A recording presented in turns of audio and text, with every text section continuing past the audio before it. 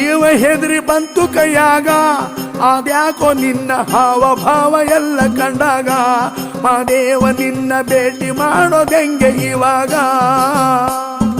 ಯಾವ ತರ ಧೈರ್ಯ ಮಾಡೋದು ಮಾದೇವ ನಿನ್ನ ಮುಂದೆ ಬಂದು ಹೆಂಗೆ ನಿಲ್ಲೋದು?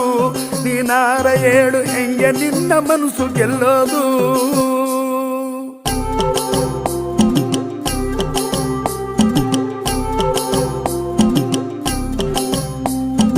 ನೋಡಿದೊಡೆ ನಡುಕ ಶುರುವಾಯ್ತು, ಮಾದೇವ ನಿನ್ನ ವರ್ಷ ಕಂಡು ಗಾಬರಿ ಆಗೋಯ್ತು. ಆದ್ರೂ ನಿನ್ನ ಪಾದಗತಿ ಎಂದು ಬಂದಾಯ್ತು. ತುಟಿಯವರೆಗೂ ಮಾತು ಬಂದಿತ್ತು, ಮಾದೇವ ನಿನ್ನ ವರ್ತನೆಗೆ ಎಲ್ಲ ಮರ್ತೋಯ್ತು.